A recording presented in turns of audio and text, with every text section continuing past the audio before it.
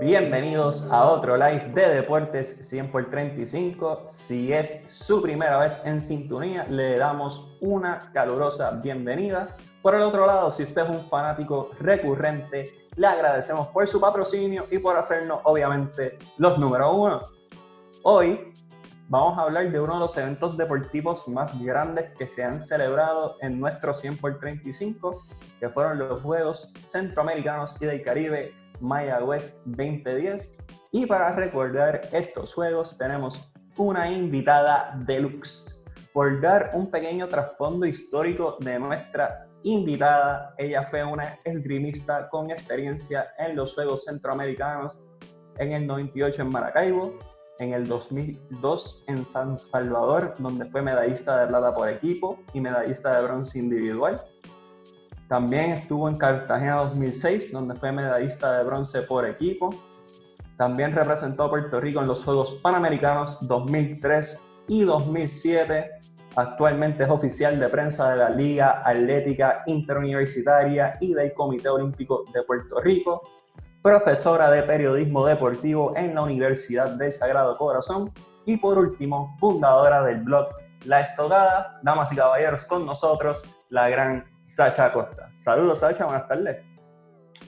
Saludos, Miguel. Saludos a todos los seguidores de Deportes 100 por 35, un proyecto que lo he seguido desde su nacimiento y que nos pudimos compenetrar mejor en lo que fue los Juegos de Barranquilla 2018. O sea, la experiencia junto a ti, a tu equipo de trabajo, ha sido de mucha hermandad, de mucho aprendizaje, porque aprendo de la pasión, del hambre que ustedes tienen por hacer del deporte, ¿verdad?, un norte principal en Puerto Rico, y más en estos momentos donde ha sido duramente golpeado pues, por la pandemia del COVID-19 y también de los terremotos, porque, ¿verdad?, Puerto Rico carga dos pruebas muy grandes para el 2020 y ustedes siempre mantienen en la Liga Deportiva el balón siempre en movimiento.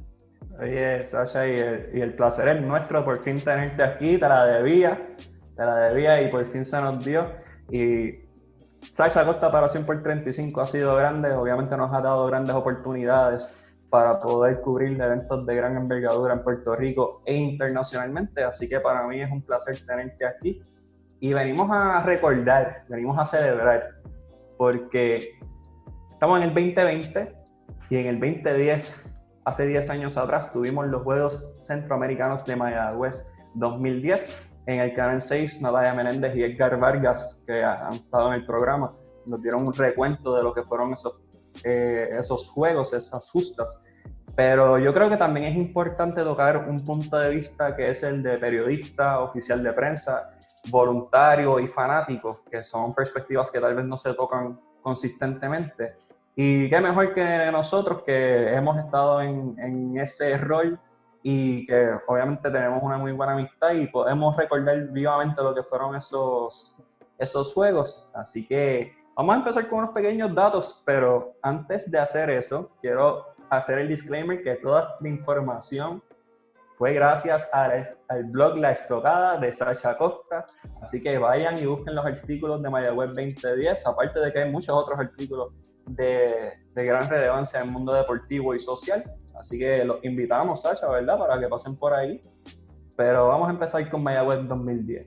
Estos fueron los terceros... Dímelo. Antes que todo, ¿verdad, Miguel? Porque tengo que ser agradecida, ¿verdad? El trabajo que hizo Natalia y hizo Edgar Xavier, que son personas frescas dentro del deporte que se están moviendo hoy día. Específicamente Edgar, ¿verdad?, que a ese tiempo tenía unos 15 años, que nació con esa pasión más colegial, porque él, ¿verdad?, él fue el productor de uno de los proyectos más grandes a nivel universitario del país, y fue una tarea ardua que hicieron junto con WIPR y el historiador Carlos Uriarte y la Fundación Mayagüez 2010, de recuperar de lo que vamos a hablar, unos Juegos de Mayagüez 2010, que lo traigo al presente para luego hacer el enlace, que sea súper cool, de que ya se menciona a Puerto Rico como candidata para recuperar los Juegos del 2022, por lo que nosotros vamos a discutir hoy, de lo que fue Mayagüez 2010 en nuestra vida, no solamente como puertorriqueños, sino como gerencia deportiva, que eso es algo fundamental como herencia de esos Juegos, de verdad que sí.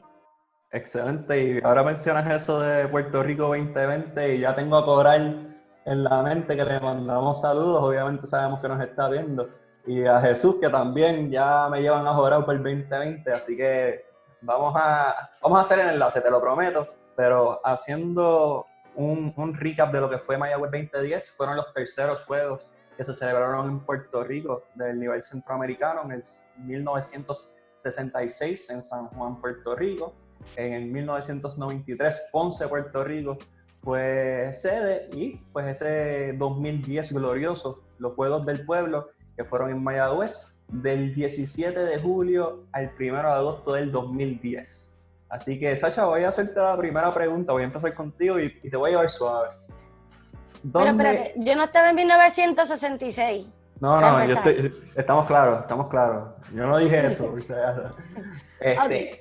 ¿Dónde te encontrabas profesionalmente cuando surgieron estos Juegos Mayagüez 2010? Pues mira, Mayagüez 2010 para mí fueron los juegos que yo no los tenía en el panorama. Y te voy a llevar un poquito para atrás, ¿verdad? Claro. Porque no estaban en mi panorama ni profesional ni deportivo, porque yo había tomado una decisión en el 2008, retirarme por completo de lo que eran las pistas. Las pistas para los esgrimistas es donde tú vas a competir, ¿verdad? Yo había enganchado ya mi florete, había enganchado mi guante, porque se me hacía un poco cuesta arriba el poder mantenerme económicamente, y ya había probado en el 2004-2005 lo que era estar en los medios de comunicación. Había probado, me habían dado la oportunidad para trabajar en uno de los medios de los rotativos más grandes del país, decisión que luego decidió dejar el medio para buscar nuevamente un sueño olímpico, que fue Beijing. Y recuerdo así, como eran las 11 de la noche, Tere Miranda estaba enviando nuevamente solicitudes para que la gente pudiera trabajar en diferentes posiciones de los Juegos Centroamericanos, y ese día pues, me quedé callada. Ya había pasado el proceso de luto que se pasa cuando un atleta se retira. No sentía dolor, no sentía, ¿cómo que te digo? Me latigaba, como que, ay, mira, vienen los Juegos para Mayagüez 2010.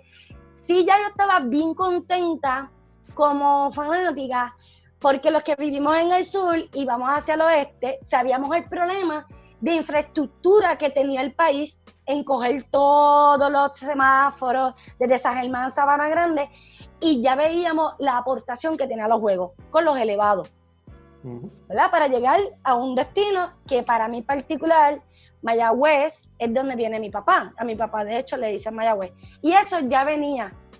También venía una presión que no la presentaban directa, era indirecta, de mis papás, de que la nena no va a competir en los Juegos, pero yo voy a ir a cubrirlo. O sea, mi papá es aficionado de la radio, y él vendió su programa para llevar la información al país en el área azul de lo que estaba ocurriendo. Y yo dije, pues, no pierdo nada con dar send, y mandé mi resumen, y a las 5 de la mañana. Desde ahí yo conocí el horario de Tere Miranda y recibo un mensaje. Tengo reunión contigo tal día, vas a ser la oficial de prensa de esgrima. Y yo pues estaba ahí, pues como que porque habían pasado unas cosas internas federativas que abundaron a que yo me retirara, ¿verdad? Fueron 2 años, 2008-2010, que la administración de la federación no era la mejor y se avecinaban tiempos duros que los vivimos 10 años después. Pues nada, pues decido que sí, que voy a perder. Soy deporte combate, no vengo, o sea, el deporte combate pues, y lo nadie tiene conoce nada lo que más perder. bien. O sea, no, y que en el deporte combate tú no puedes coger miedo. O sea, tú tienes que pararte y ripostar lo que va a venir por ahí. Fue un proceso que era la única mujer en el área de la región de Mayagüez, porque esos juegos tuvo una peculiaridad que yo la defiendo, a pesar que se me hizo un poco duro, es que Copaden dominaba esa área de prensa. Eso es la organización de periodistas deportivos de Mayagüez. Y cuando me vieron se sorprendieron. ¿Por qué se sorprende a verme? Pues porque a mí hubo un momento que me llamaron traidora, vendepatria, no vas a competir por Puerto Rico, nosotros te queríamos ver competir, porque ya venía dando medallas en 2 Juegos Centroamericanos anteriores. Y yo soy de Guayanilla, o sea, es cerca. Y yo los comprendía. Si mi papá y mi mamá tenían ese sentimiento de la nostalgia, había gente que me apoyaba. Pero nunca me arrepentí de esa decisión de haberme retirado, porque serví para educar a un país de lo que es el deporte de la esgrima. Deporte que ha dado demasiados logros, aunque no hace mucho ruido, para Puerto Rico, y creo que de ahí fue que nació la parte de educar como profesora universitaria. Ahí fue que viví esa pasión. Y me gusta ese contexto porque presenta unas realidades que todavía se pueden identificar, mujer tratando de abrir paso en lo que posiblemente se considera un mundo de hombres, que es erróneo, porque lo que ha demostrado desde el 2010 acá y desde antes es que las mujeres son las que están mandando en el olimpismo. Así que me gusta ese contexto, aparte de que obviamente tú me hablas de tus vivencias y cómo la presión te afectaba no solamente del lado personal, de tú tener que pasar ese luto y entender pues que estabas en otra etapa de vida, a que personas que decían, mira, tú eres de esta área, tú puedes ganar medalla, ven y zúmbate. Así que me resulta muy curioso. Te pregunto, ya que obviamente tú eres de Guayanilla, este es tu lado de Puerto Rico, ¿cuál era la energía que se transmitía a través de esa región estos juegos? Porque sabemos que era la primera vez que el área oeste era sede de unos juegos. ¿Cómo era la energía de lo que recuerdas? Pues mira, era bien interesante porque yo fui voluntaria en Ponce 93. O sea, yo tengo un lema que muy bien Elliot lo adoptó y me decía que esa construcción del lema era bien importante. Yo soy atleta de nacimiento, olímpica de corazón. Está en tu email. Exacto, en mi email, en mi firma, porque entrelaza todo. Ponce 93 marcó un momento para mí de que yo había pasado un accidente en la escuela especializada en deporte en el albergue, y ese accidente me lleva a convertirme en esgrimista. O sea, yo soy esgrimista por accidente, no por elección, porque si es por elección, yo sigo jugando béisbol, segunda base, que era lo que me estaba especializando mi papá. Por eso es que mi pasión, mi primer amor es el béisbol. En ese momento pues conozco ser voluntaria, esa pasión del público en la cancha Salvador Dijol en Ponce 93, y ya yo veía figuras importantes que ustedes las conocen ahora por otro panorama. Por ejemplo, para mí es Quique Bernier, para ustedes fue David Bernier, el candidato, ¿verdad?, de la gobernación para Puerto Rico. Su hermano Víctor Bernier, venía Jonathan Peña, el hijo del presidente Gilberto Peña. Habían 4 mujeres que eran, o sea, un ají. Estoy hablando de Mary Walker, Miseca Escanella, Natacha Escanella, y también estaba Melissa Serrano, y se incluía Melissa Lima. Esas 5 mujeres hicieron un legado muy importante en Ponce 93, que ha sido la única medalla de oro que ha ganado Puerto Rico en los Juegos Centroamericanos. Entonces, también se venía conociendo otros varones. Ricardo Olivero, que fue el co-creador de New York Rican Basket, fue esgrimista, estaba en sable. Estaba Fernando, que aunque no estaba practicando, y ya el licenciado, que para descanse, Olivero, pues ya había esa familia ahí. Y eso te hace enfocarte en lo que tú quieres. Además que tienes unos padres que aman que su hija quiera representar a Puerto Rico, y un hermano que quiere que su hermana ahí. Pues entonces ahí se fue desarrollando ese amor por la nación, ese amor por la patria, ese amor por el deporte. A mí la esgrima me vino a gustar como a los 16 años, y pasar esa experiencia de voluntaria a luego representar a Puerto Rico, como bien lo dijiste en la introducción, me lleva a ver los Juegos de Mayagüez 2010, a la pregunta que tú acabas de hacer. Es cierto que los juegos suman y no restan a un país cuando tú lo vas a hacer.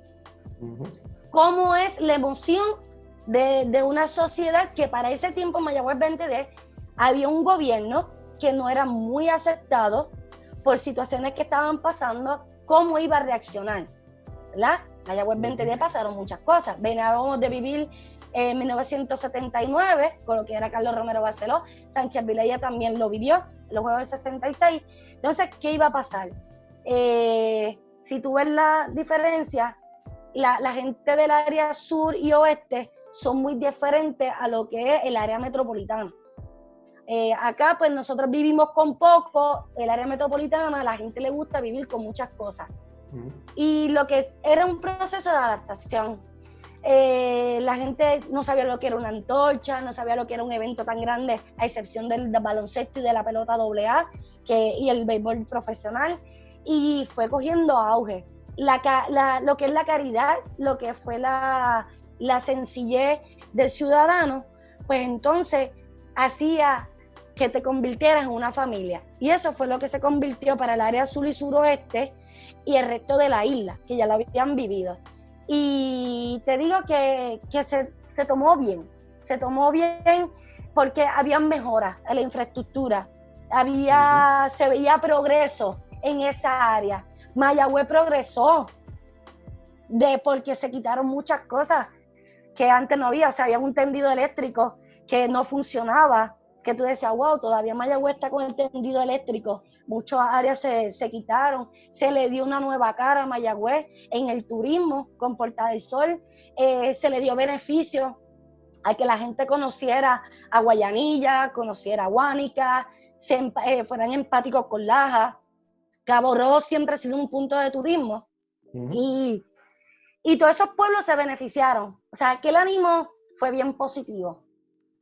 Y voy a sumarle a eso, Sacha, porque yo, hablando del voluntariado, pues yo asistí a los cursos de voluntarios en Mayagüez 2010, en la Universidad Católica de Mayagüez, y se hablaba mucho de lo que significaban los juegos para la región. Obviamente para Puerto Rico eran juegos importantes, pero para la región era el doble, porque era una oportunidad de exposición a ese lado de Puerto Rico, que uno dice, es un 100x35, o sea, no hay tanto espacio, pero sí hay una gran diferencia entre lo que se considera el área metropolitana, el área sur y el área oeste. Y el área oeste era protagonista de un evento que es de los más grandes, de los más complejos de organizar, y tú y yo vivimos Barranquilla, sabemos que puede haber mucho caos si no hay un control. Y pues se resaltaba mucho eso en las clases, se hablaba pues claro de ser profesional, de ser pues servicial hacia la comunidad, no solamente competitiva, sino hacia la región, pero más que todo era sentir orgullo de donde tú estabas. O sea, el orgullo del oeste, de ser mayagüezano, de ser colegial, como quieran referirse, era real. Permiso. Imagínate si el orgullo de ser mayagüezano. Yo creo que esto no te va a gustar. Ok, te escucho. Es como ser india. O sea, en el béisbol profesional. ¿Sabes? Es como que, hello, o sea, la gente me dice, pero tú estás loca, o sea, tú tienes los Leones del Ponce. No. Ser india en el béisbol profesional, o sea, está bien, Santurce ya está empatando la cantidad de campeonatos, pero son 16 campeonatos, pero es orgullo, o sea, es orgullo. Por ejemplo, yo siempre voy a ser Sacha Costa de la playa de Guayanilla, como, pues, podemos decir que somos los Red Sox, ¿ves? Aunque en ese sentido, ¿ves? Y eso es bien importante que tú dices, porque quien hace los juegos no soy yo que trabajé como oficial de prensa, no es el transporte, es quien está guiando el transporte, quien es el que te dice, mira, por aquí es la entrada, y eso se llaman voluntarios. Y el voluntariado que tuvo Mayagüez 2010 hizo que tú vivieras el sabor de lo que es el área oeste, que es ese sabor a mango, ¿verdad? Que esa es la fruta de Mayagüez. Pero también vivieron hormigueros, que ahí estuvo el softball, pero también vivieron el baloncesto, que estuvo el Arkelio Torres, que entonces también se movieron, ¿verdad? El estadio de el Chavalillo, ¿verdad? Que hubo muchas cosas que se construyeron en Aguada, en Añasco, ¿verdad? Que se hicieron unas canchas del fútbol, aunque hubo tarjetas rojas en ese momento, pero, ¿sabes? Tú construir unas instalaciones que 10 años después tú puedes decir que están aptas para albergar unos juegos 2 años después, en el 2022, yo creo que el trabajo que se hizo, la gente del área oeste y sureste, suroeste pueden sentirse orgullosos, porque quiero que sepan que las instalaciones están listas. Sí, hay que pintarlas, hay que barrerlas un poquito, hay que adaptarlas a los nuevos planes de emergencia, pues porque hay unos terremotos por ahí, entonces también, ¿verdad? Hay unas lluvias por ahí, pero, o sea, tú decís que 10 años después tú puedes optar o tener la posibilidad de albergar otros juegos, es bien interesante. O sea, claro, tu equipo de trabajo dio resultados.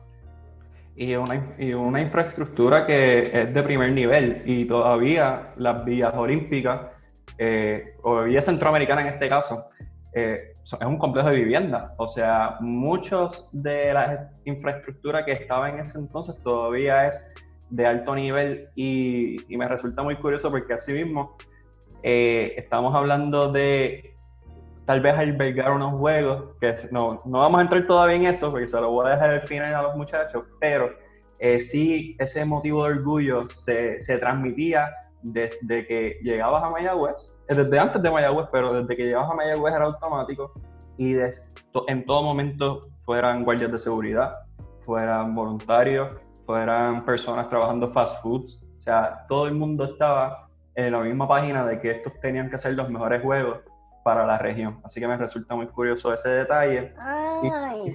Y sabemos que hay un detalle que tú lo vas a pasar desapercibido. Dime. O sea, la mejor gastronomía. Ay, en marisco, en pescado. Tú olvídate. Yo creo que Fajardo puede competir con nosotros, Isabela, Quebradilla, pero tú olvídate, ¿sabes? Tú cuando llegues de Ponce, de Salinas para allá, si tú quieres saltarte y tú quieres así gustarte ese pulpo, ese carrucho, ese chapín, ese güey, pues tienes que visitar el área oeste.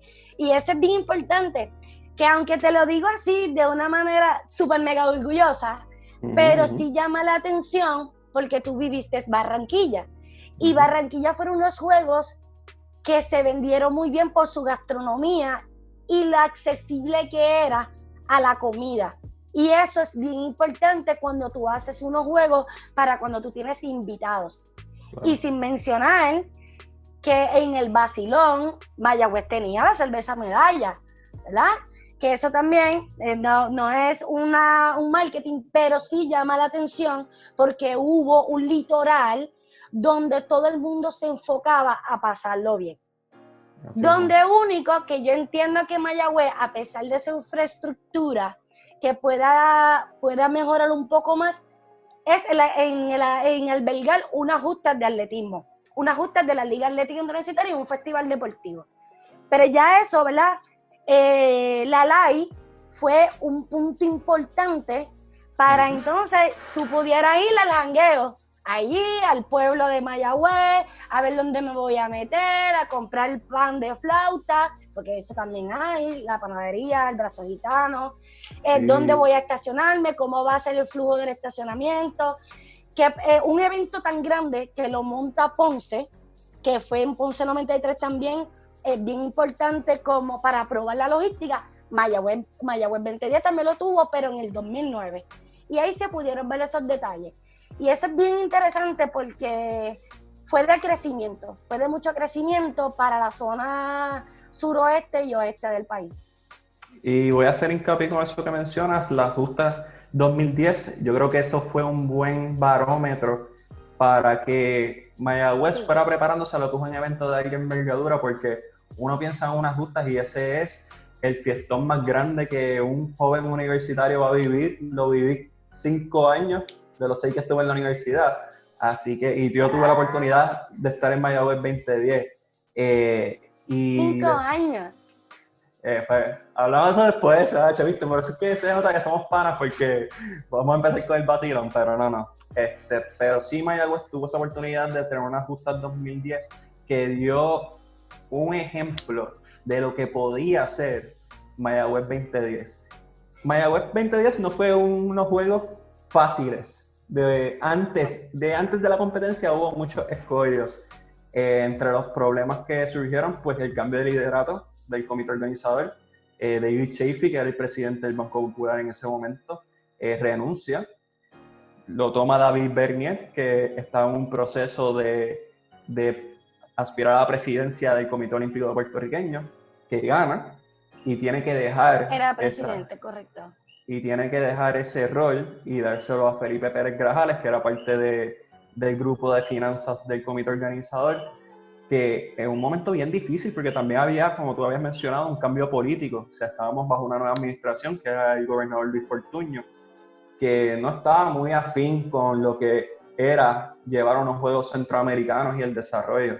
Así que desde el principio fue sumamente duro. ¿Qué recuerdas de esos momentos, Sacha, de esa parte?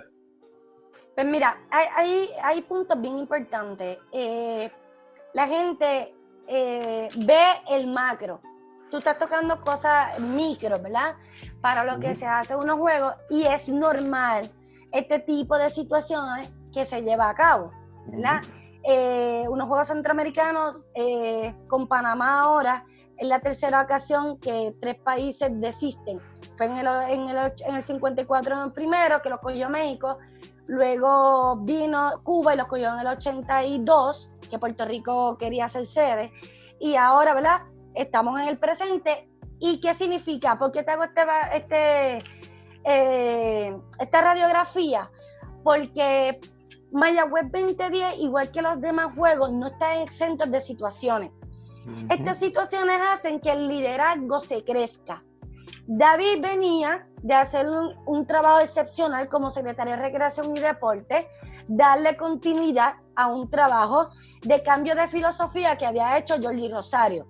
El deporte en Puerto Rico estaba sólido, ¿verdad? A nivel de estructurar una delegación estaba muy sólido. El Comité Olímpico estaba siendo presidido por Cardona y la actual presidenta era vicepresidenta, jefa de misión y directora de operaciones del Comité Olímpico. Correcto. Por tanto, además que David había sido medallista centroamericano y panamericano, que entendía qué era lo que se necesitaba para albergar unos juegos. El cambio yo creo que fue positivo, tener a Felipe Grajales, un empresario, que él se ha pronunciado muy bien, que cada vez que él ve una crisis lo ve como una oportunidad para atraer la economía a su país. Y es una mentalidad de la empresa privada. Y yo creo que eso fue el éxito que tuvo Mayagüez 2010, además que había una mano derecha, el licenciado Jorge Sosa, que hoy tiene la dura tarea de traer nuevamente lo que es la Liga Atlética Interuniversitaria a su nivel del pasado. Yo creo que ese tipo de situación hizo que el liderazgo saliera por las puertas anchas. El país, unos juegos, esto yo lo discutí al principio de la pandemia, cogiendo Juegos Olímpicos, son el escenario, no importa, Juegos Panamericanos, Centroamericanos, Juegos Olímpicos, son el escenario idóneo de propaganda. ¿Qué significa propaganda? Tú dar un discurso que la gente me escuche.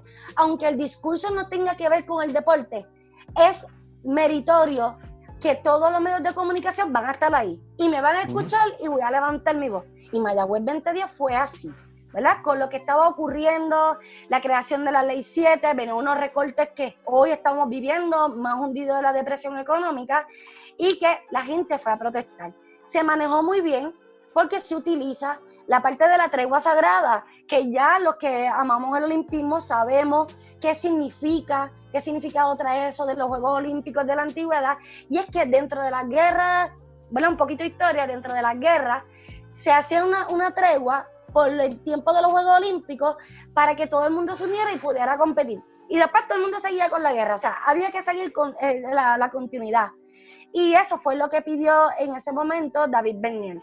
Y la gente respetó, O sea, los atletas, ¿verdad? Yo estoy en la Asociación de Atletas de Alto Rendimiento como secretaria general junto con Carlos Santiago. Carlos tuvo la dicha de ser medallista de oro por judo.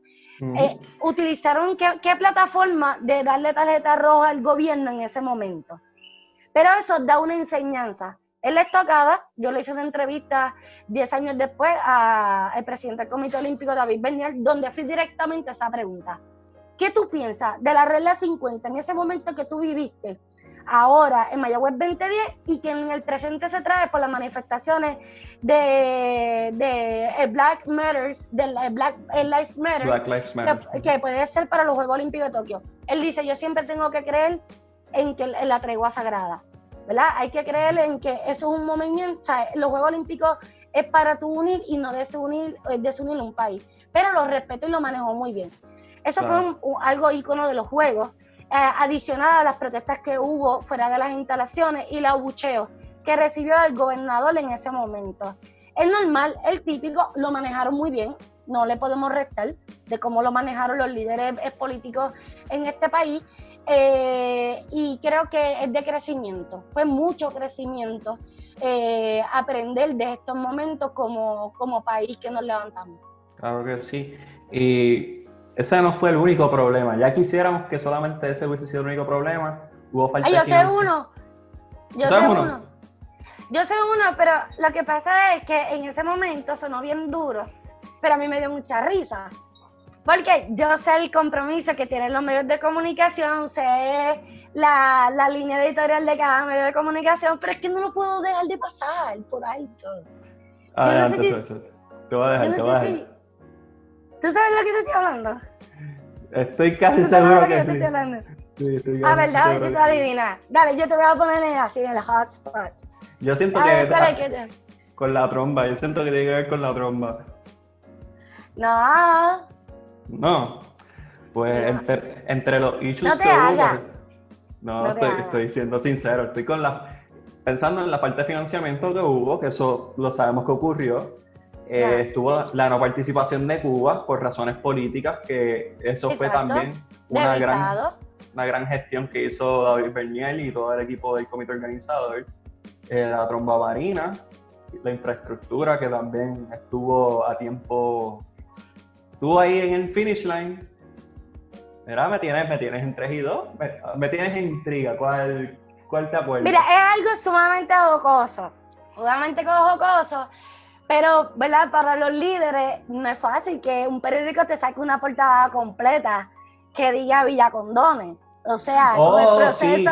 Sí.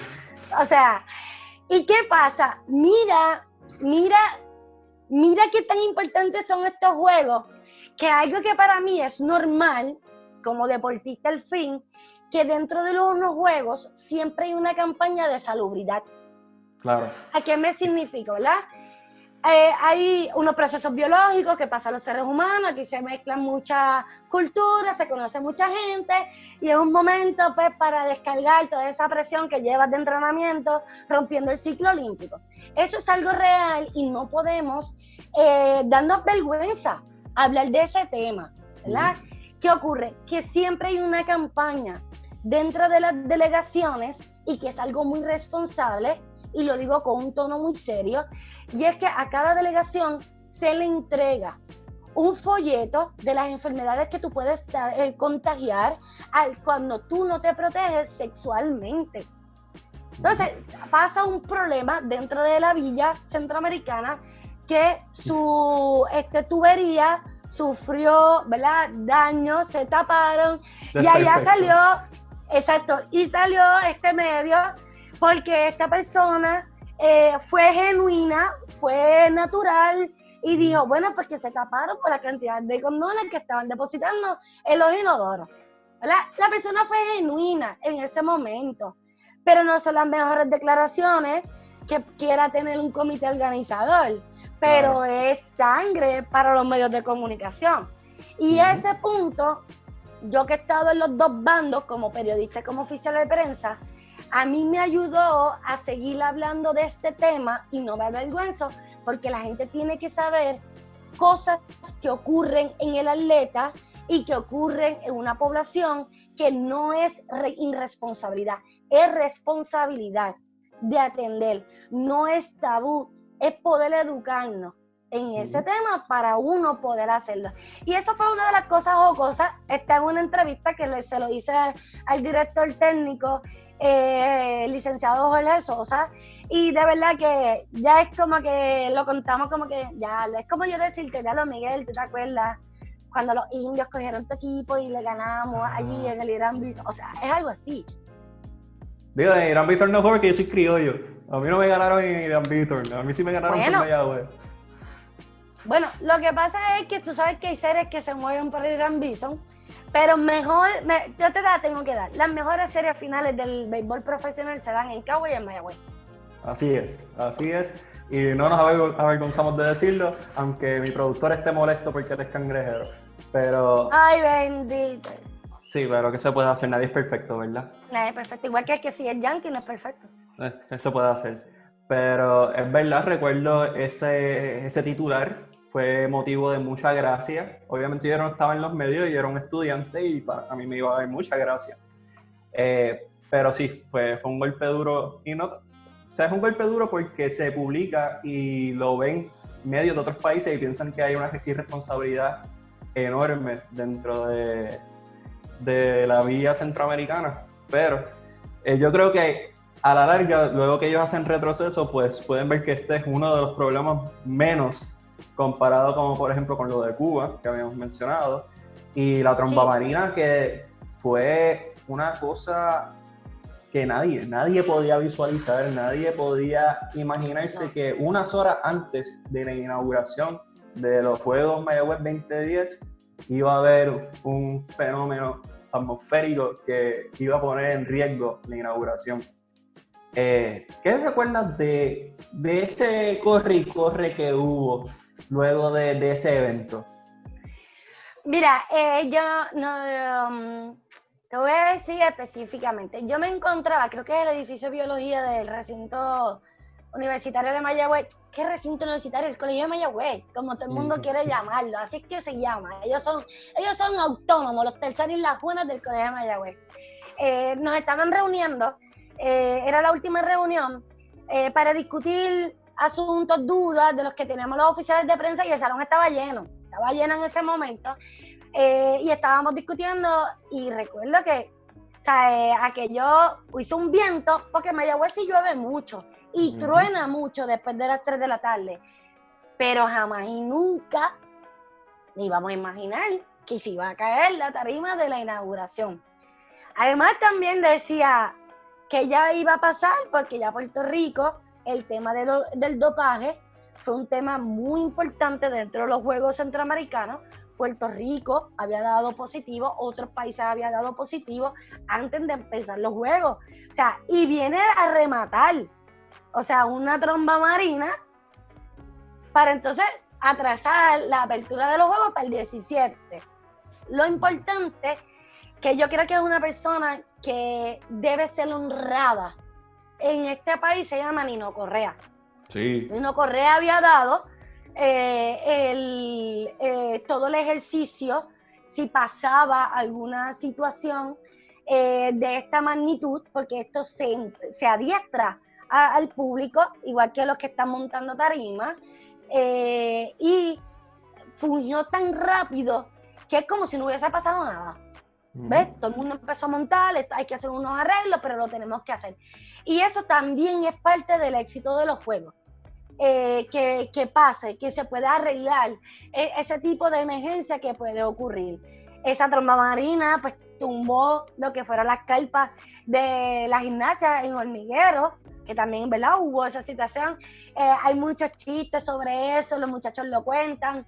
Uno de los quiroprácticos ahora de la selección nacional dice, mira ese carro donde le cayó la carpa, se rompió, y cuando vino y dijo, ay, ese es mi carro. O sea, que hubo muchas cosas, no solamente en Mayagüez, y que ahora ellos los cuentan de una manera jocosa.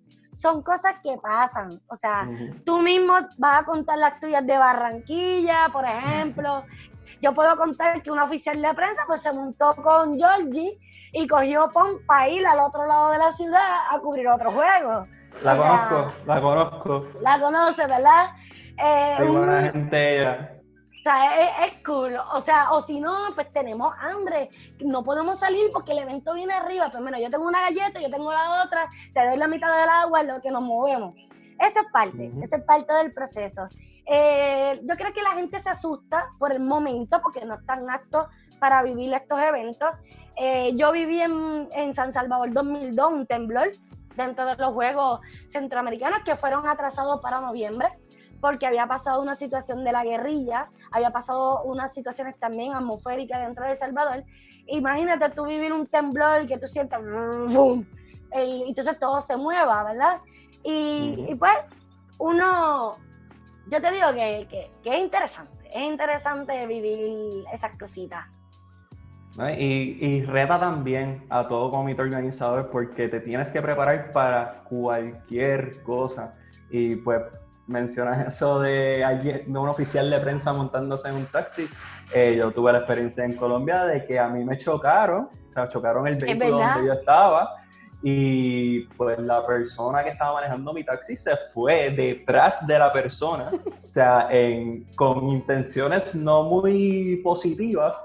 Y yo y Leo pues estábamos rezándole a Dios que no pasara nada, que nos bajamos y caminamos el resto del brutal. Cualquier cosa puede pasar, por eso estamos tú y yo aquí discutiendo esto, para disfrutarnos todas estas anécdotas que hay.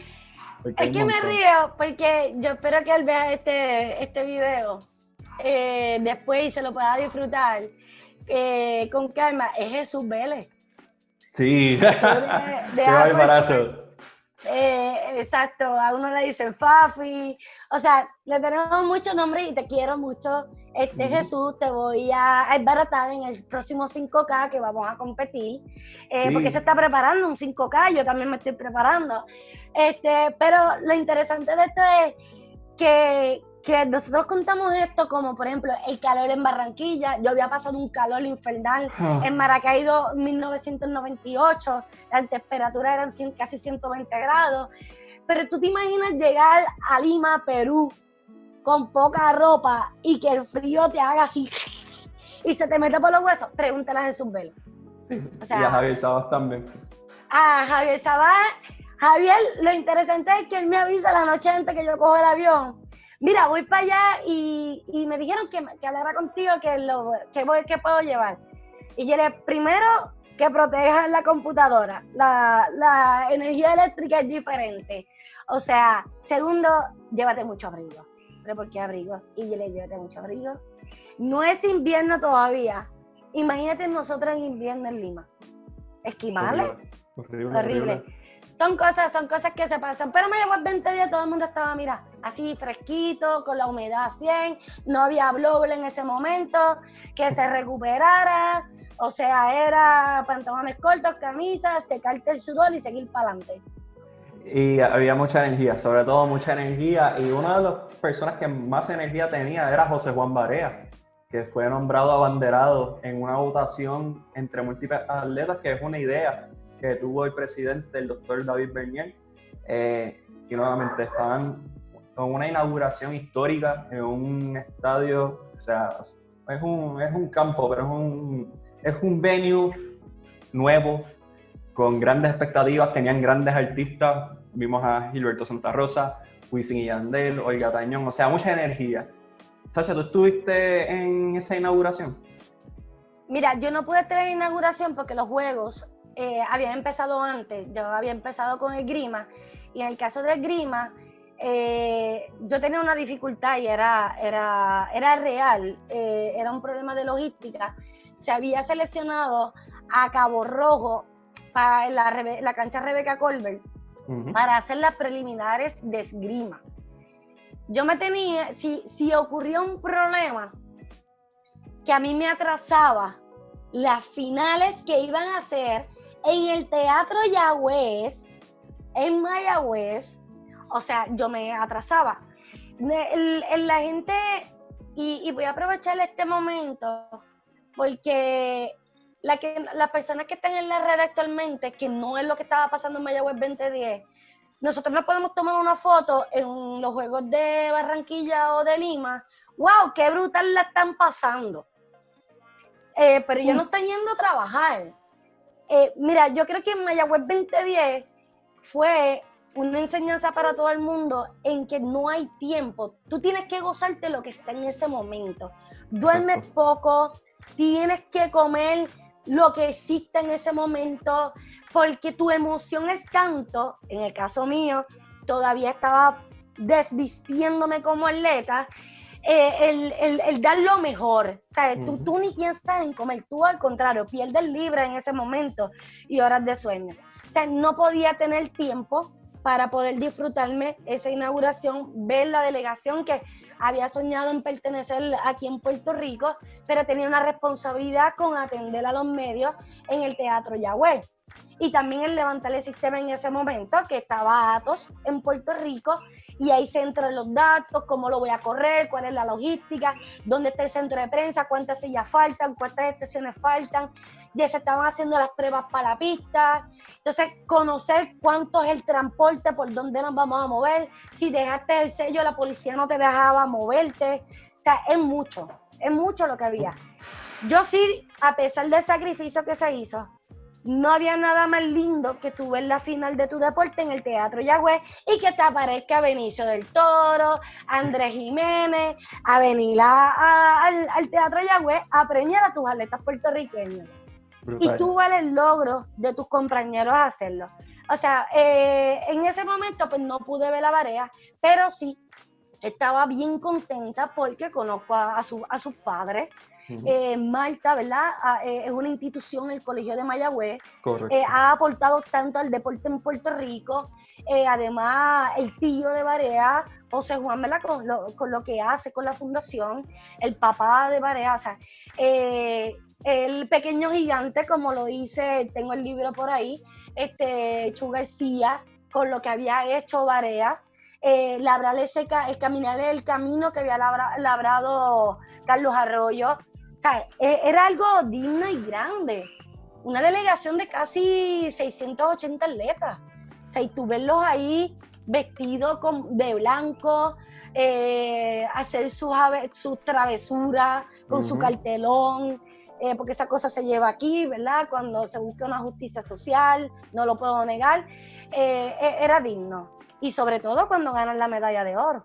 Claro, y estábamos hablando con Daniel González, que te estoy dando una primicia, y él nos habló de esa experiencia en Mayagüez 2010. Y creo que es un buen hincapié que podemos hacer, porque Mayagüez 2010 fue un relevo generacional enorme, porque sí, estaban atletas veteranos que estaban en sus últimos, como tal vez Carlos Arroyo, que fueron sus últimos centroamericanos, Juanita Rivera, Asunción Ocasio e Inabel Díaz, que taekwondo leyendas, Vivian Rodríguez en escopeta, o sea, había muchos atletas que estaban en su última vuelta, pero había un relevo generacional que estaba subiendo.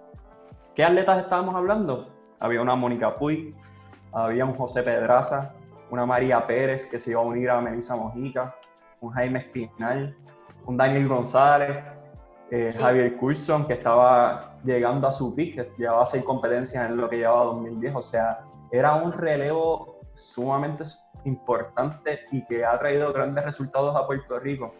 Tú, en tu opinión, ¿consideras que el que tuvieran que participar en unos Juegos Centroamericanos en Puerto Rico dio ese empuje a lo que fue ese ciclo olímpico? Pues mira, esa pregunta te la puede contestar muy bien el libro En Guardia del expresidente del Comité Olímpico, David Bernier. Él cuenta cómo fue esa composición de la delegación, de cómo se trae un Alexander Groh, que no podemos, a pesar de su situación personal, no se le pueden quitar sus logros. Tú no puedes pasarle factura a ningún atleta por lo que son sus decisiones personales. A nivel deportivo, pues, él fue una estrella junto con Berbeli Ramos, Javier Coulson, hicieron resultados. Traer a un Piqui Soto, que había tenido en 2 años anteriores el mejor mundial de su vida. También poder decirle a los atletas de polo acuático, en ese momento que ya estaba despuntando la selección nacional femenina, que se luchó también para que el polo acuático se diera en Puerto Rico. Yo creo que en ese momento fue algo difícil para muchos atletas. Mi carácter personal, pienso que Carlos Arroyo en el sistema FIBA es el que domina en ese momento.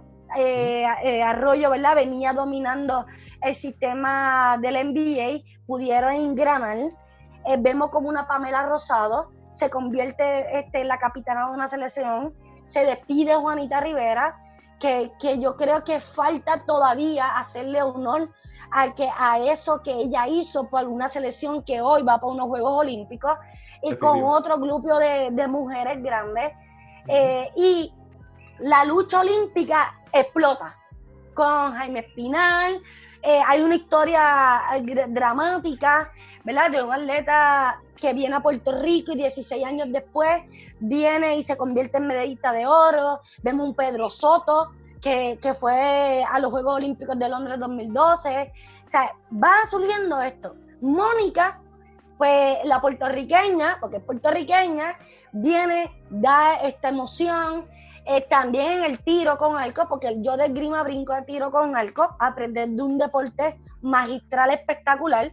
Teníamos a Jan Pizarro, que estaba ya ubicado 16 en el mundo, y sale Daniel González, Daniel Castro, que sale con la medalla de oro, que cierra los Juegos Centroamericanos. También viene esgrima con Melanie Mercado, hay otros deportes más, o sea, fue un empuje, una gloria, el proceso de tú mantener esos atletas para que entonces Guadalajara 2011 viene este resultado dramático, baloncesto femenino, masculino, 6 medallas de oro.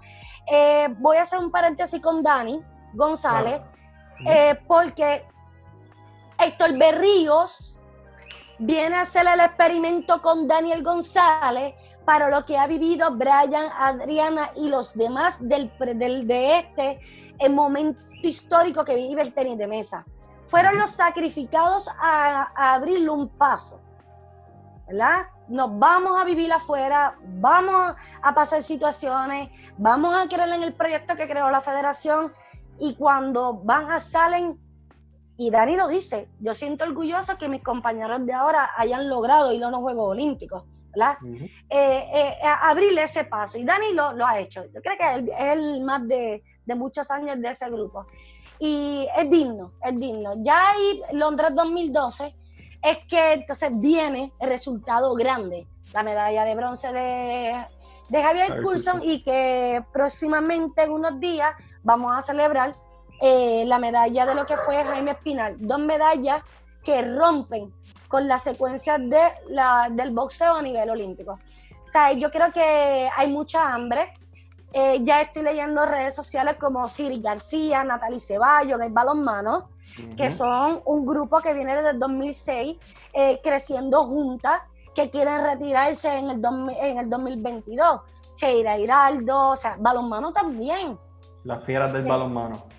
Sí, así que, no sé, puedo seguir hablando y vamos a estar 4 horas, me apasiona hablar de ella, así que tú me encuentras callada y me dices, ya, cállate. No, tranquila, porque ahora vamos a las historias, a las ejecutorias, a lo que fue el grueso del deporte. Así que voy a empezar contigo y vamos a intercambiar. Tú me dices qué ejecutoria a ti te impresionó de Mayagüez 2010 y yo voy. Vamos uno y uno para hacerlo más fácil para cada cual. Así que voy a empezar contigo. Es que yo sé lo que a ti te va a llamar la pasión. ¿Cuál? Si tienes la camisa puesta. Esto es béisbol, esto es de béisbol, esto es de Francisco Lindor. No veo bien, déjame ver. Es verdad. Lindor, béisbol. Pero es algo parecida. Sí, sí, al lado.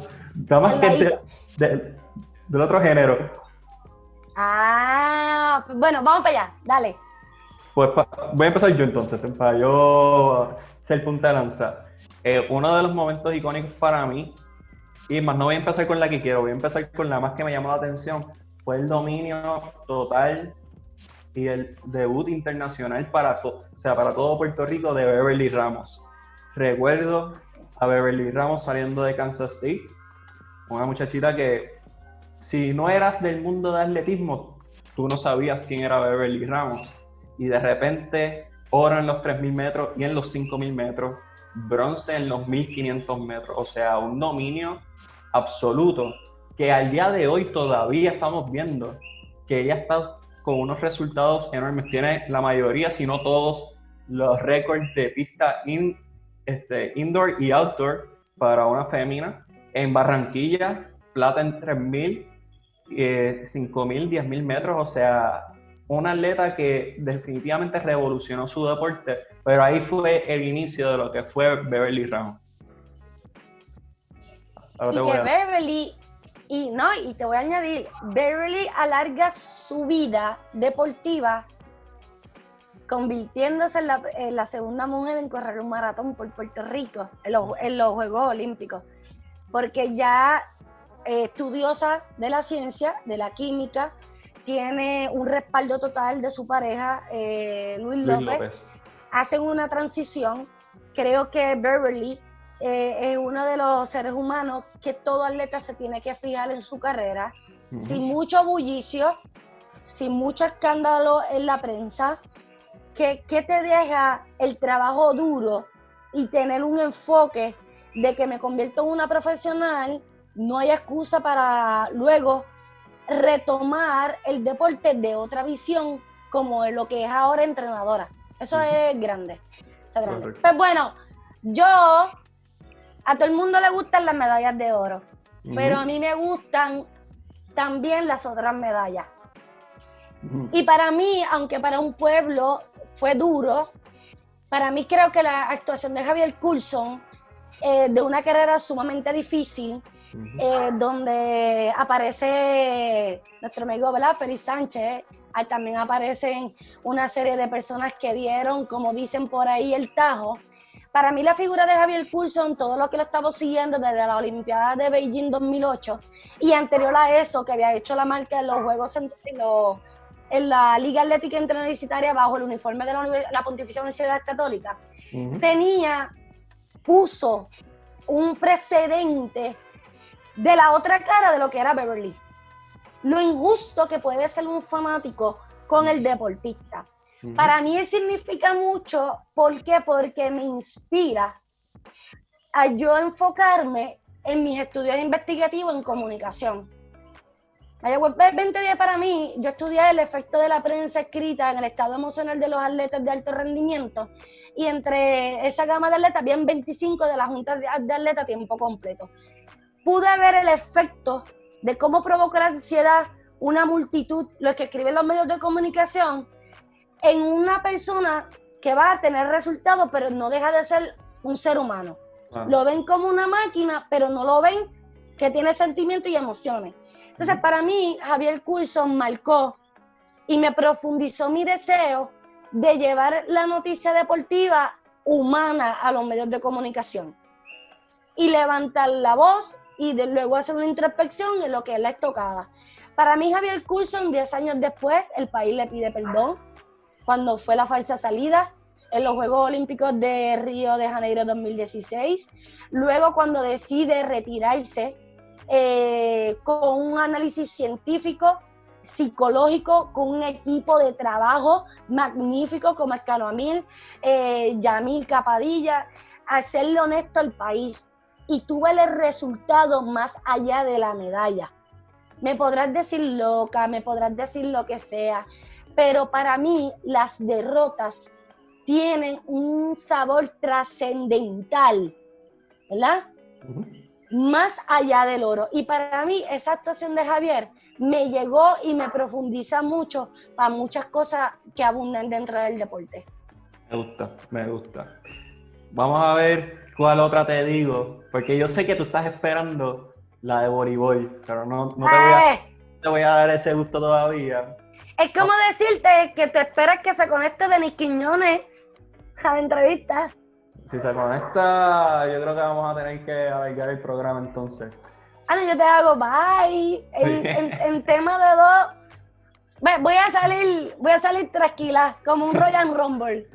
Pero mira, voy a hablar de otro equipo femenino que tú lo mencionaste. ¿Pero por qué te pasma? No, porque Denis y yo lo hablamos después.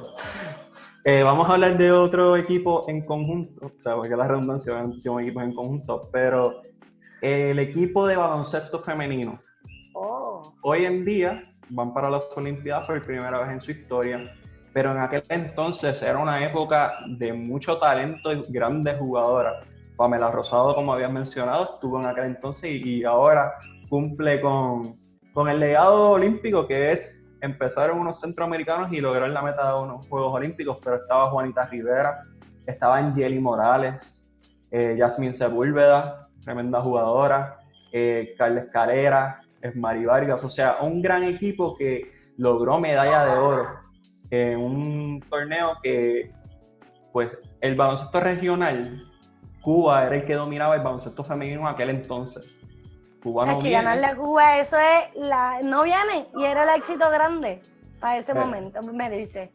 Exacto, pero se ganó oro y como ya sabemos, ya Cuba no es el Cuba que era antes, ahora Puerto Rico es donde quienes reinan en el Caribe, pero definitivamente ese fue el comienzo de un gran proyecto que hoy en día ha dado el logro más grande en ese equipo. Así que el baloncesto femenino con esas jugadoras creo que también vale la pena mencionarlo. Bueno, yo tengo que añadir al baloncesto femenino algo. No puedo dejarme de dar sobre eso y yo voy a dar la estocada en ese tema. Vamos. Baloncesto femenino se está haciendo justicia a ellas mismas. Yo soy de las que pienso que tú con resultados te tienes que ganar el respeto de la gente.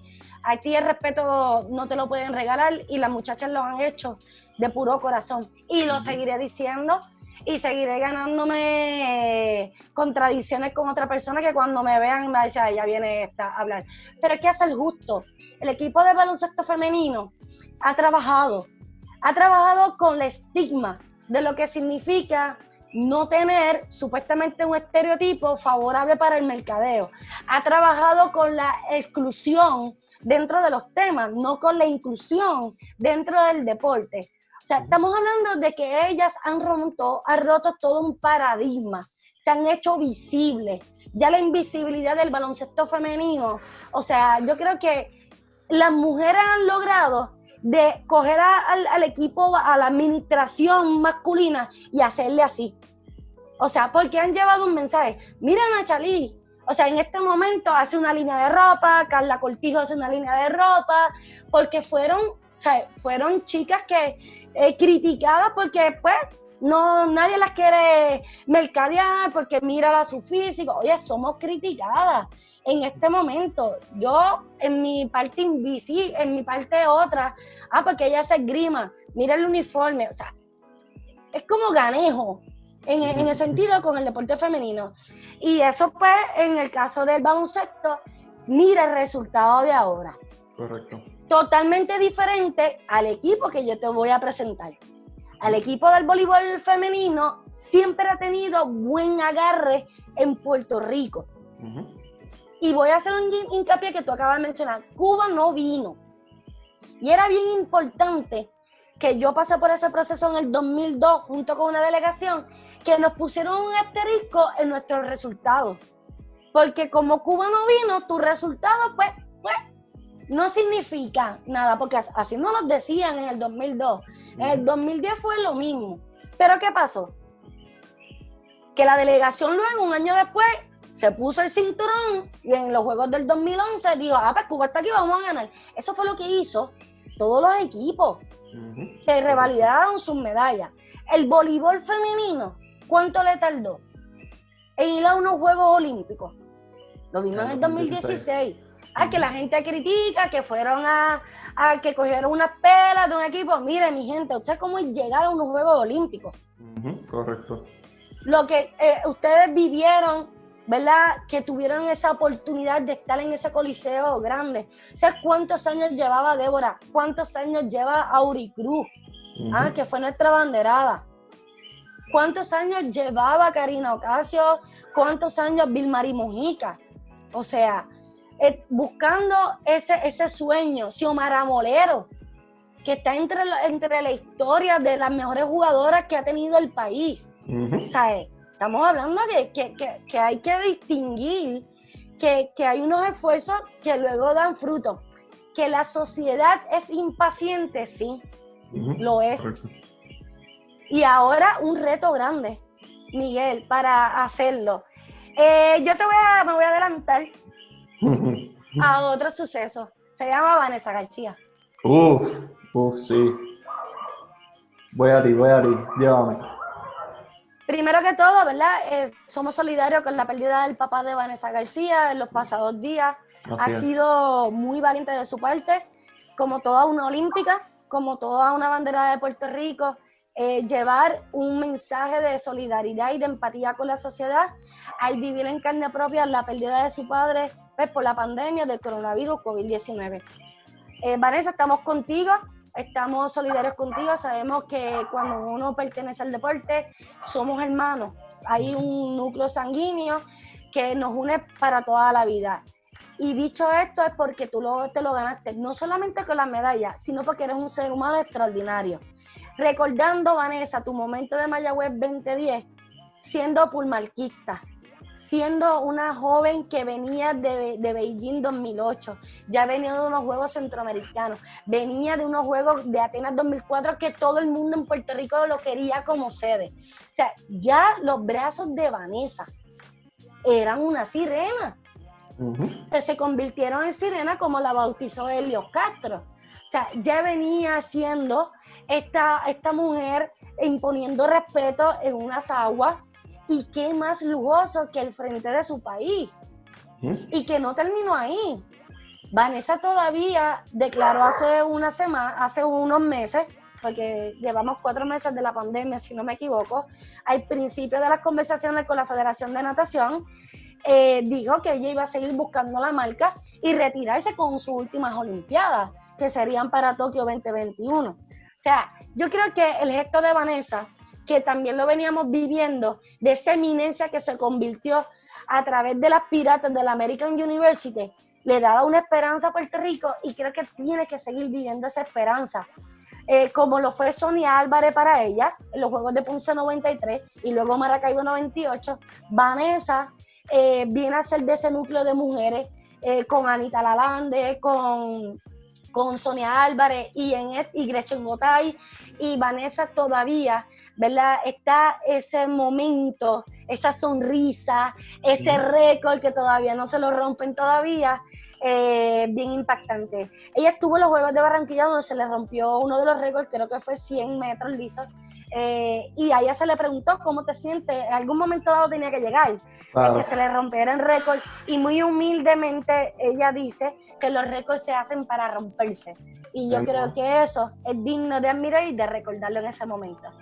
Vanessa García fue abanderada en Barranquilla 2018, en Mayagüez fue campeona en los 50 metros y en los 100 metros, y también fue parte del relevo 4x100 combinado y libre, donde ganó medalla de plata, así que definitivamente Vanessa García en la piscina del colegio de Mayagüez fue una de las notas positivas de Mayagüez 2010. Y creo voy a llegar a mis chicas de voleibol. Ya yo hablé de ella, tienes que coger otro deporte. No, pero tú dijiste lo que terminó siendo el 2016, pero dentro de todo, Deborah Silhammer, me voy a enfocar en ella para ayudarle a estocada en ese.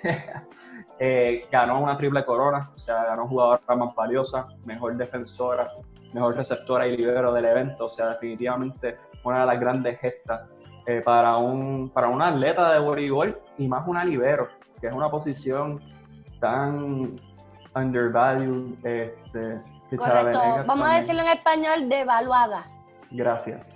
Y lo que ha sido Débora y Chara, junto a Yarlín Santiago antes de ellas, pues han cogido esa posición en Puerto Rico y la han hecho una de respeto y de un gran calibre, o sea, porque Puerto Rico es cuna de catcher, eso ya tú lo sabes como de béisbol, de armadores, Puerto Rico también, es lo más que saca, y las liberas es la otra posición en Puerto Rico que tenemos talento de masa, así que creo que Débora también merece un espacio aquí.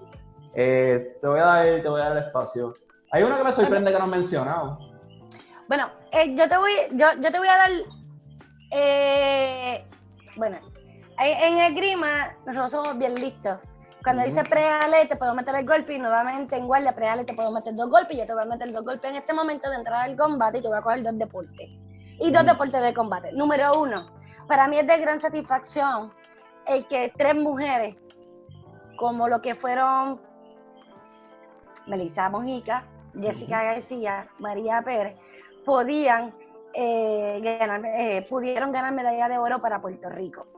Para mí es más valioso lo que han hecho después, porque mira, Jessica García y yo pues, estuvimos en la escuela especializada en el deporte. Para mí sigue siendo una heroína. Jessica desde muy temprano que se creó y se formó como una atleta, dio resultados. Yo creo que desde los 13 años estaba dando resultados para Puerto Rico.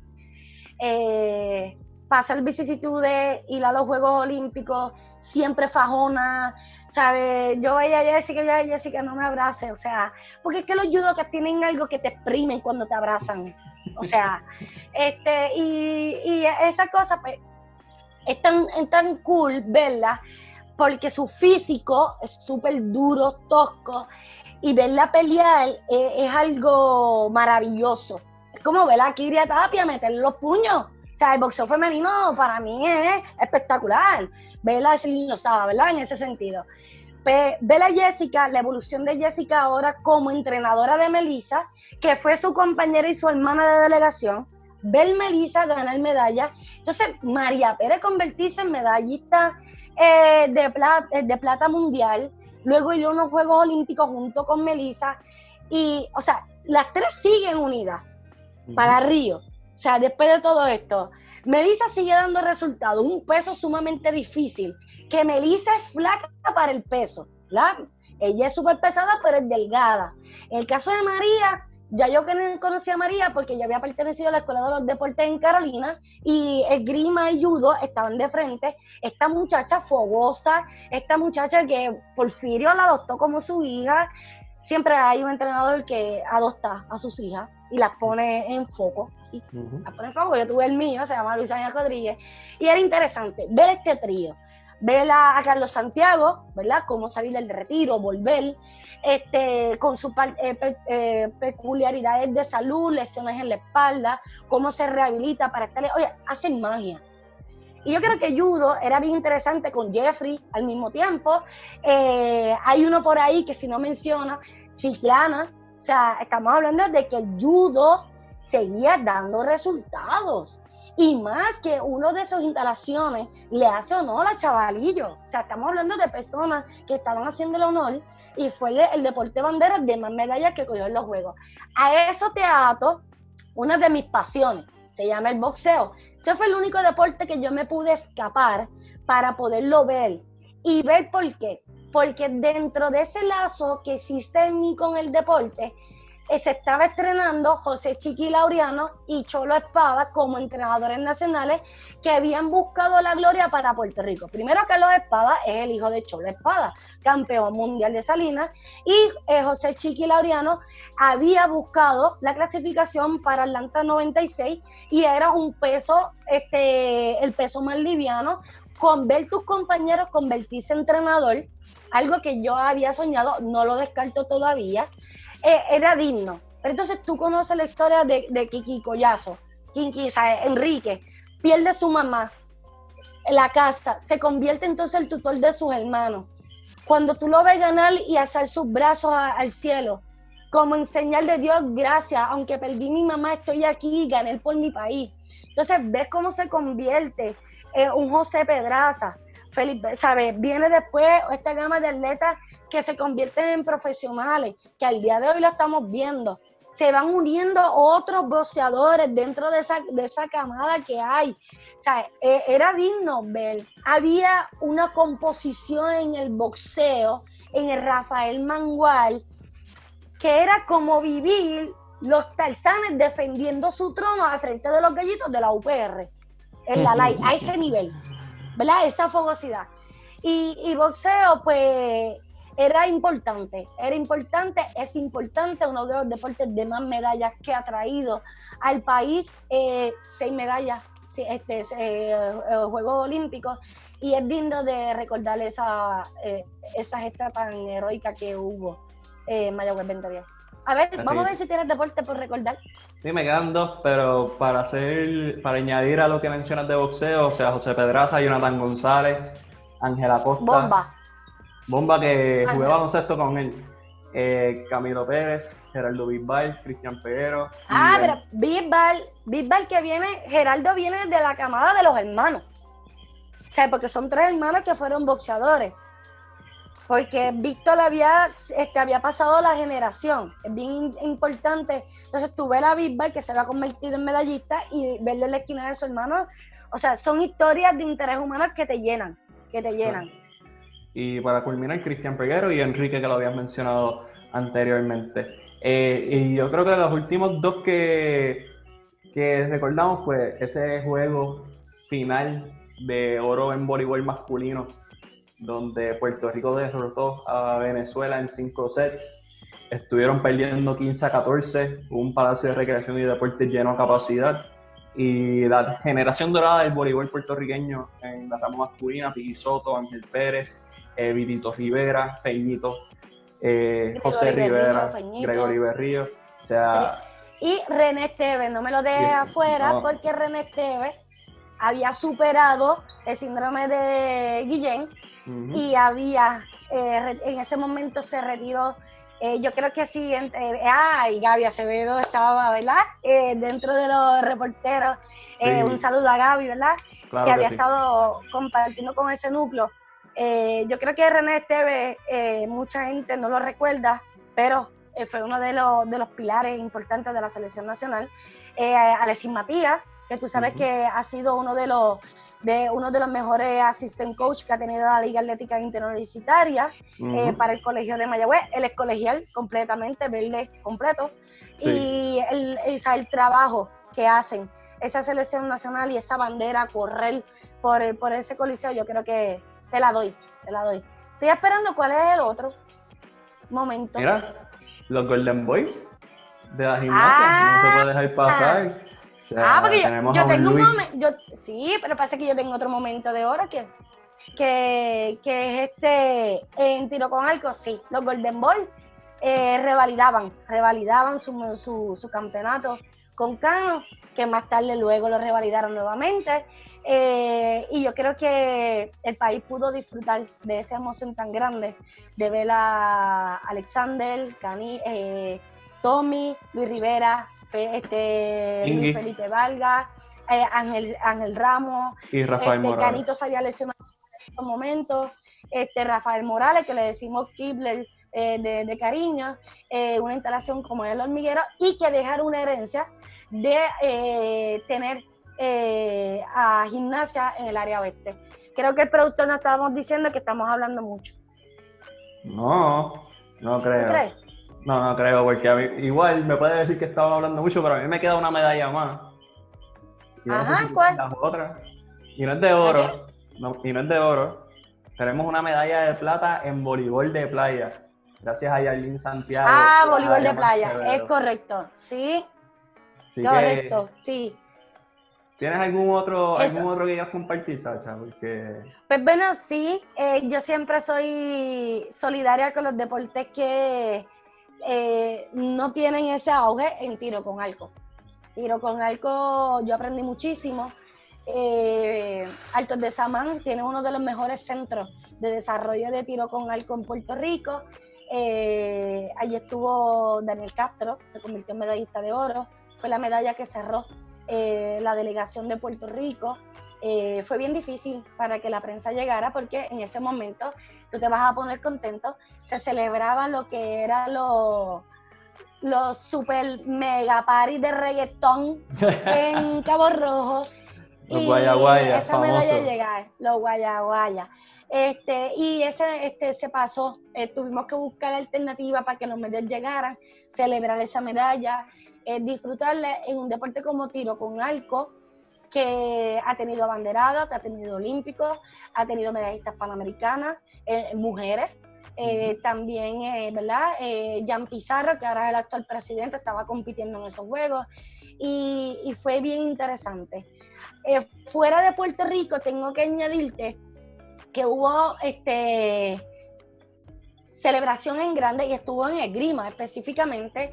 México ganó su medalla 1000 en Juegos Centroamericanos con un esgrimista de apellido Gómez y fue algo bien bonito. También que la reina de los Juegos fue Mariana González, ganando medallas de oro en todos los eventos que participó con Venezuela.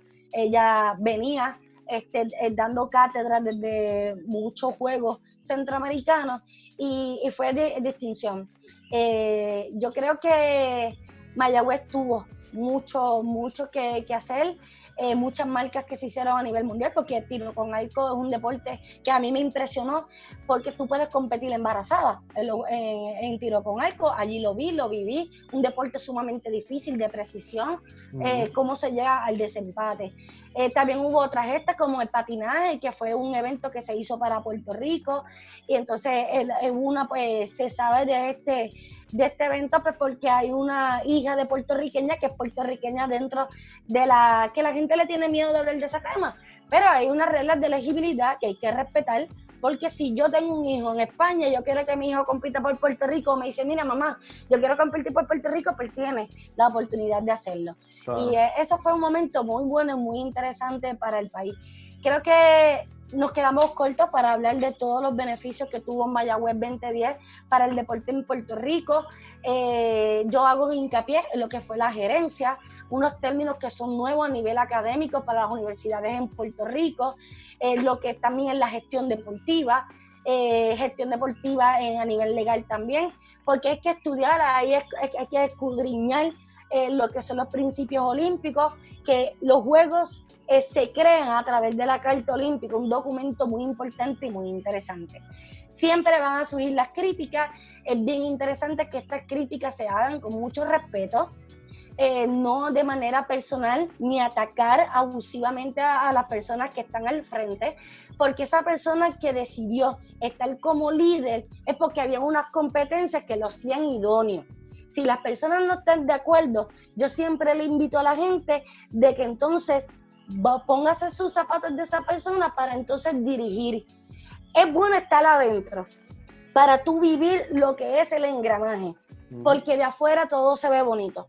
Yo soy fanática de los Cangrejeros de Santurce, no tengo equipo de baloncesto en este momento, por eso ahora visito cualquier cancha, pero simplemente porque me gusta el deporte, ¿verdad? Te hago este ejemplo porque tú ponerte del segundo piso, de las gradas, del Coliseo Roberto Clemente, todo se ve bonito. Ahora, cuando tú te pones en la arena, entonces tú ves los detalles del que va a limpiar el tabloncillo, de cómo tú tienes que preparar a los árbitros, cómo tienes que sacar a los escoltados con seguridad, cómo tú tienes que tener un control de manejo de emergencia, desalojar un evento, ¿verdad? Eso es lo que yo quiero llevar. Siempre va a haber unas fallas dentro de los juegos porque no son perfectos. Al final es que tienes que darte cuenta si valió o no valió la pena. Para mí, Mayagüez 2010 valió la pena. Es un esfuerzo de país donde mucha gente tuvo trabajo, hubo mucha gente que vivió por primera vez, nacieron atletas en esos centros de formación y desarrollo, ¿verdad? De lo que fue la fundación en ese entonces, que todavía lucha, porque se abrió un pabellón de esgrima, se abrió un pabellón de tenis de mesa, se abrió un centro de tiro con arco, existe una pista hermosa, preciosa, con el mejor centro de prensa, algo que le lleva mucho al estadio Francisco Paquito Montaner para llevar las justas. Ya convirtieron el terreno en un parque de fútbol, que les deseamos mucho éxito al nuevo presidente para desarrollar un deporte que estamos locos, que nos den resultados y poder vivirlo, aunque tenga 100 años, ver un partido a Puerto Rico y representarlo en un mundial. Creo que hay mucho para soñar todavía con Mayagüez 2010 y que se despierta la esperanza cuando se habla de lo que son los Juegos del 2022. Tú mencionas, pues, Mayagüez 2010 en cuestión de resultados, ha sido de los juegos que mejor Puerto Rico ha lucido, conquistaron 48 preseas doradas, 43 de plata y 75 de bronce, para un total de 166 para una delegación de 649, así que definitivamente Mayagüez 2010 tuvo un legado grande. Y hacemos un brinco a el 2020, Panamá decide dejar la 2022. 2022, recuerda que todavía tenemos en paréntesis lo que son los Juegos Olímpicos de Tokio 2020 más 1. Los Juegos Olímpicos se van a seguir llamando Juegos Olímpicos 2020, ¿verdad? Lo ha decidido así el comité organizador en Tokio, y es un evento que cierra lo que sería el ciclo olímpico para prepararse para los Juegos Centroamericanos del Caribe de 2022. Lamentablemente, pues Panamá desistió de los Juegos por múltiples razones que ellos conocen como país. Para mí tiene doble tristeza porque dentro de ese núcleo del comité organizador había un atleta que había representado a la Universidad del Turabo, era panameño, se llama Daniel.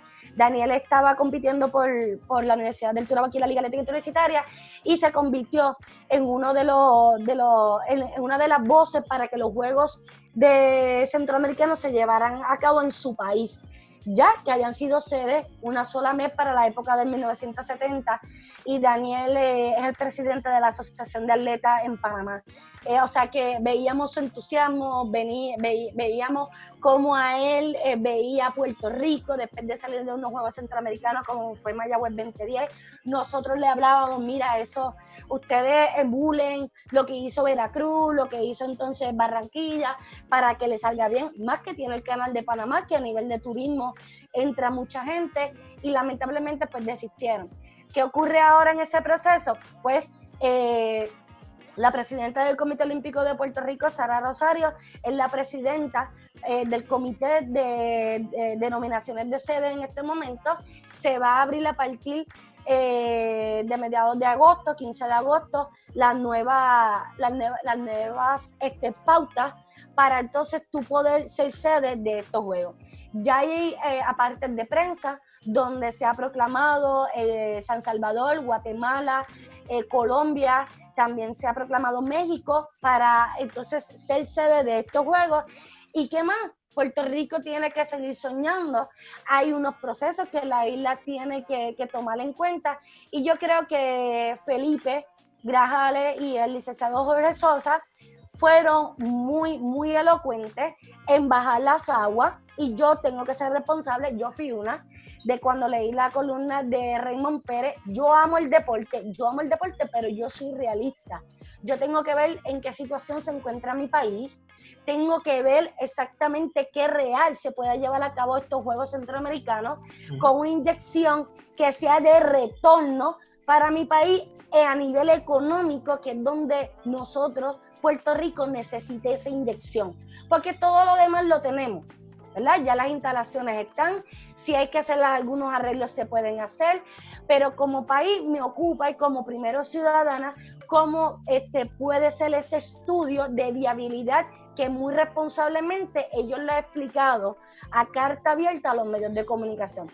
Es importante y se llama gerencia deportiva. La Fundación 2010 lo hizo, y lo hizo transparentemente, hacer un estudio de viabilidad. ¿Cuán posible Puerto Rico puede soñar en ser sede de estos juegos? Y yo creo que sí, que la llama está pendiente, la llama está presente, y hay que estar abierto a cualquier posibilidad. Sabe muy bien que Barranquilla sueña con unos Juegos Panamericanos. El alcalde así lo pronunció a la clausura de los Juegos. No sé si ellos puedan jalar nuevamente el que pueda hacerse estos Juegos Centroamericanos para allá, pero sabemos muy bien que las deficiencias que tuvo Barranquilla en transportación pues tiene que ser viable, y aquí cada país tiene que estar pensando en lo que es alojamiento y alimentación para los atletas. Sería nítido ver nuestra bahía llena de cruceros. Ya se ha hecho en otros juegos. También es algo que me hizo soñar cuando el presidente de la Fundación 2010 lo mencionó. Es empresario, ¿cómo podrán hacer la logística? Ellos son los expertos en el tema. Yo soy experta en exponer los resultados de los atletas con noticias de interés humano. Excelente trabajo, así que hay mucho por hacer, hay mucho por soñar, pero definitivamente Mayagüez 2010 nos ha abierto puertas a todos para creer que el deporte es el ente de cambio que nosotros sabemos que es y que la sociedad lo pueda ver. Así que yo voy a cerrar con eso. Yo te tengo una pregunta. Dime. Te voy a escuchar. ¿Qué la hago? Sí, dime. ¿Qué la hago? Sí. ¿Estás asustado? No, estoy tranquilo. Dime. Ya hablamos de Denis Quiñones, hablamos de los criollos, hablamos de baloncesto, hablamos de voleibol. ¿Cómo visualizas Deporte 100 por 35 si unos Juegos Centroamericanos se dan en Puerto Rico? Deporte 100 por 35 va a tener la mejor cobertura que puede tener nuestro medio con todos los recursos disponibles. Estando en Puerto Rico tengo a todo el equipo a disposición, diferente a Colombia que éramos yo y Leo solamente. Así que no tengo duda que vamos a establecer récord en cuestión de cobertura, ayudando al Comité Olímpico, ayudando a otras páginas, porque definitivamente Puerto Rico es una de grandes talentos en el área de comunicación, así que no dudo que vayan a surgir grandes proyectos, no solamente de Deporte 100 por 35, sino de otras páginas como Impacto Deportivo, como Alpha Sports, como el de Coral, y obviamente la estocada va a estar ahí, así que no tengo duda que la cobertura si fuese en Puerto Rico va a ser de alto nivel, no lo dudo. Pero entonces yo te voy a hacer otra pregunta, y está excelente porque sé que he tenido la oportunidad de estar en salones de clases con estudiantes que quieren ejercer la profesión con mucha ética, con mucha profesionalidad y respetando lo que es esa relación de comunicador y también de comunicador atleta y de atleta comunicador. Pero entonces yo te voy a hacer una pregunta. ¿Y esa cara? ¿Por qué te pones esa cara? No, yo estoy tranquilo. Es que no me estoy riendo, estoy tranquilo.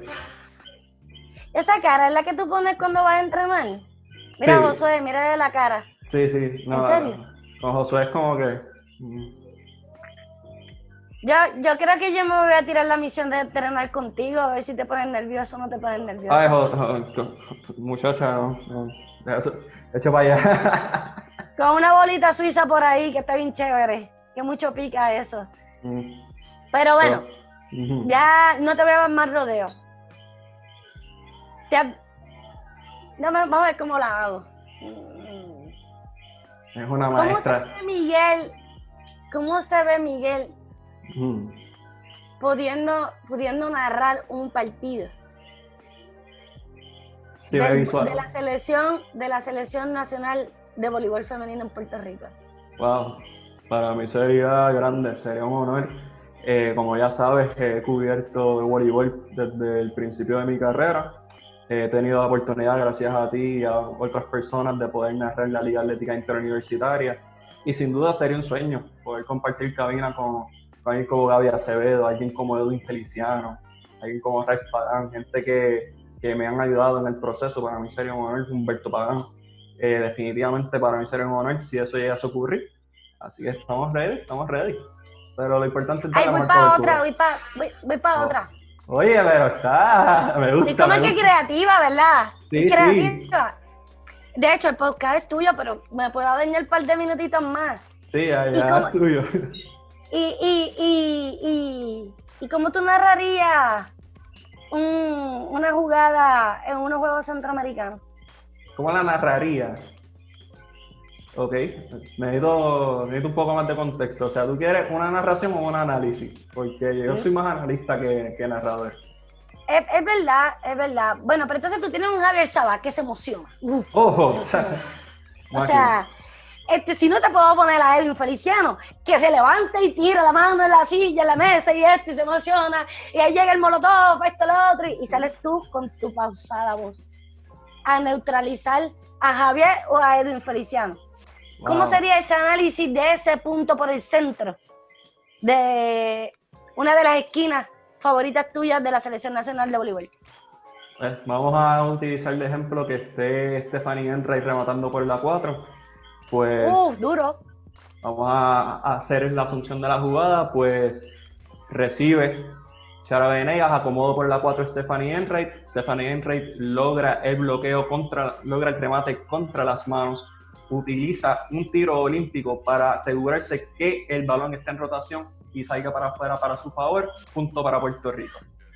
Pero si quieren seguir escuchándome, pueden ir a la Liga Atlética Interuniversitaria, los videos están allí y pueden ver una gran final entre la Universidad Ana G. Méndez y el Recinto Universitario Mayagüez en femenino y Universidad Ana G. Méndez y la Universidad del Sagrado Corazón en masculino. No me cambies el tema, porque te voy a hacer otra pregunta. ¿Y lo vas a hacer con ese ritmo si esa jugada es para dar el punto de oro a unos Juegos Centroamericanos? No creo. Estaría sudado, así, desgastándote la camisa. No, entonces, no. Pero mira esta escena. Mira esta escena. Visualízate a Edwin que se está moviendo, tira la silla para atrás con la pierna, o sea, entonces te está aguantando por la camisa, entonces uno le lee la mente porque las palabras de la mente son no las mismas que salen en la boca, porque él utiliza la jerga puertorriqueña, o entonces, ¿crees que podrás evitar esas emociones que produce tú ver a tu selección nacional ganando esa medalla de oro al frente de la televisión? Yo creo que voy a poder encontrar un balance perfecto entre mantenerme profesional estoy viendo ¿sabes? Y emitir la emoción del momento, pero sin duda yo creo que la emoción me va a sobrellevar, pero yo siempre buscaré encontrar ese balance perfecto entre ambas. Pero yo creo que sí, tienes la oportunidad de hacerlo, yo creo que es bien importante que lo pueda. Si Edwin lo logró cuando narraba un partido de los Gallitos de la Universidad de Puerto Rico de Río Piedra en fútbol, tú lo puedes lograr. Y eso es mucho decir. Así que, ay, bendito Edwin, saludos, besos y abrazos. Y muchas bendiciones para esa bebé hermosa. Y es que lo extrañamos, de verdad que sí. Definitivamente. A Javier no le extraño. ¿Sabes por qué no extraño a Javier? Porque no ha cocinado. Llegaste. Y a Jesús tampoco lo extraño porque me tiene un buleo que yo se va a quedar en 27 campeonatos. Dicho sea de paso, ahora que mencionas eso, te extiendo formalmente la invitación porque en el 2021, apúntalo, 2021, vamos a hacer el primer Deporte 100x35 Tailgating Party, que en uno de los partidos, en cualquiera de las ligas puertorriqueñas, todavía no hemos decidido cuál, Javier Sabaj y Jonathan Basabe van a estar cocinando para 10 fanáticos y usted tiene su pase VIP, se lo estamos garantizando desde ahora, donde usted va a poder degustar todo lo que hagan estos chefs que también se asocian con Deporte 100x35, así que felicidades por esa gran gesta. Pues mira, voy a empezar a tirar la puya desde la cocina de Titi Sach. Sé que yo tengo mis videitos por la pandemia. Sí, usted también es una chef que es top. Pero Sacha, yo te quiero agradecer tu tiempo, tu conocimiento, todo lo que has aportado a Deporte 100x35 y al deporte puertorriqueño. Definitivamente una historia que también hay que descubrir tu carrera en otro podcast de las cosas grandes que has hecho, no solamente en el lado competitivo, sino también en el lado del periodismo y para ayudar a talentos jóvenes, porque definitivamente si algo se puede decir de Sacha Acosta es que está ahí para ayudar a esas futuras generaciones a que el deporte pueda seguir siendo cubierto de la manera correcta y de una manera parcial, así que definitivamente agradezco tu tiempo y la oportunidad de poder compartir este escenario contigo. No, muchas gracias a ustedes, muchachas, y gracias a tu audiencia, que realmente es un trabajo de calidad, es un trabajo que significa mucho, que pueden emular. Creo que es digno de decir que juntos 100x35 hay otros productos, como tú lo acabas de mencionar, que el producto que hizo Edgar con Huella, el Colegio de Mayagüez, e Impacto Deportivo, que es una herencia que tiene Javier Sabaj de su papá. También Edwin Feliciano cuando hizo Resistencia Deportiva, y que mira cómo está en este momento. Hay otros proyectos como Alpha Sport, están las chicas en Pink Sport también en las redes sociales. Y Boss de River, no lo podemos dejar. Que es el de Brian Eloy. Yo creo que ustedes están marcando ese ritmo para que muchas personas puedan tener ese campo bien importante y siempre con un respeto y con una ética de lo que los distingue a todos ustedes. Así que yo un beso para ustedes para despedirme en este espacio tan maravilloso que me lo viví con ustedes. Agradecido y gente, recuerden el 2021 el Tailgating Party con Jonathan Basabe y Javier Sacha Costa va a estar ahí, así que pueden hacerle preguntas, hablarle de los Red Sox y obviamente criticar a los Yankees porque nos disfrutamos eso al máximo. Así que corillo, nos vemos la semana que viene con una gran entrevista con Daniel González que no se lo pueden perder. Así que nos vemos la semana que viene.